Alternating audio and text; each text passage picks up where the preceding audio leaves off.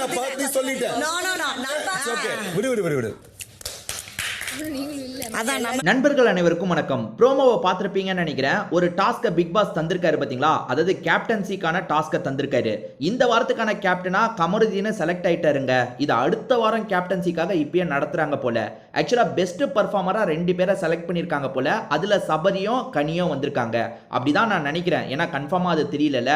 கமருதீன் இந்த இடத்துல இருக்காரு, அதே சமயம் கனியோட போட்டோ வந்திருக்கு, அதே மாதிரி வந்து சபரியோட போட்டோ வந்திருக்கு. இந்த கேமோட கான்செப்டை உங்களுக்கு புரியுற மாதிரி சொல்றேன். ஆக்சுவலா இவங்க 3 பேரை தவிர எல்லாருக்கிட்டையும் கத்தியை தந்துருவாங்க.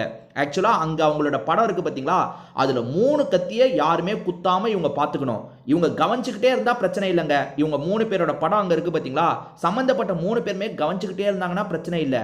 இவங்க அப்படி விலகி போகும்போது யாராவது கத்தியை வச்சு குத்திட்டாங்கன்னா, இவங்க வந்து 3 கத்தி குத்து பத்துருச்சுன்னா இவங்க வந்து கேமை விட்டு நீங்கிட்டாங்க. அதாவது இவங்க லீடர் ஆக முடியாது, இவங்க கேமை விட்டு விலகிடுவாங்க.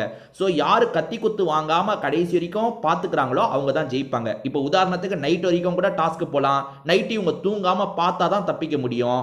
ஏன்னா நைட்டு இவங்க தூங்கிட்டாங்கன்னா அந்த டைம் இவங்க கத்தியை வச்சு கூட குத்திக்கலாம். இதெல்லாம் நடக்கும்னு வச்சுக்கோங்களேன். அதுக்காக தான் இந்த மாதிரி ஒரு டாஸ்க்கை தந்திருக்காரு. இப்போ என்ன நடந்ததுன்னு பார்த்தீங்கன்னா, பார்வதி வந்து சபரி கவனிக்காத சமயம் வேகமாக போய் கத்தியை வச்சு குத்திடுறாங்க. ஆனால் சபரி என்ன சொல்றாருன்னா, நீ குத்துனதை நான் பார்த்தேன்னு சொல்றாரு.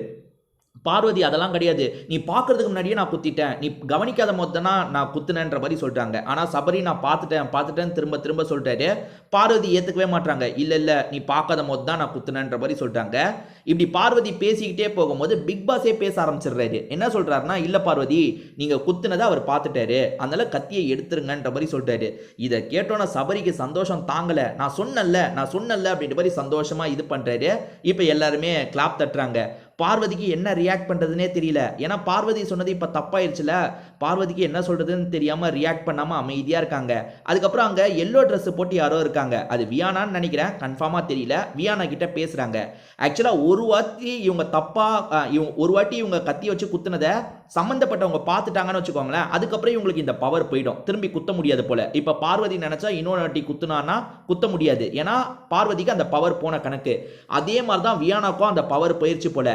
இதுக்கப்புறம் நீயும் கத்தி வச்சு குத்த முடியாது, நானும் குத்த முடியாதுன்ற மாதிரி 2 பேருமே பேசிட்டு இருக்காங்க. அப்ப மீதி இருக்கவங்க கத்தி வச்சு குத்திக்கலாம். அவங்கள பொறுத்த வரைக்கும் அதாவது 3 கத்தி வச்சு யார் குத்துறாங்களோ 2 பேரை தூக்கிடணும், மீதி ஒருத்தங்க கத்தி குத்து வாங்காம ஜெயிக்கணும். அது யார் ஜெயிக்க போறாங்கன்றது போக போக தான் நமக்கு தெரியும். கமருதீனை பொறுத்த வரைக்கும் அதே இடத்துல உட்காந்துட்டாரு, அங்க சோஃபா இருக்கு பாத்தீங்களா, அந்த இடத்துலயே உட்காந்துட்டாரு. கனியை பொறுத்த வரைக்கும் கிச்சன்ல இருந்து கவனிச்சிட்டு இருக்காங்க. சபரி ஒரு இடத்துல இருந்து கவனிச்சிட்டு இருக்காரு. ஸோ நைட்டு தூங்காம கவனிப்பாங்களா அப்படின்றத சந்தேகமா தான் இருக்கு. நம்ம பொறுத்து இருந்து பார்ப்போங்க.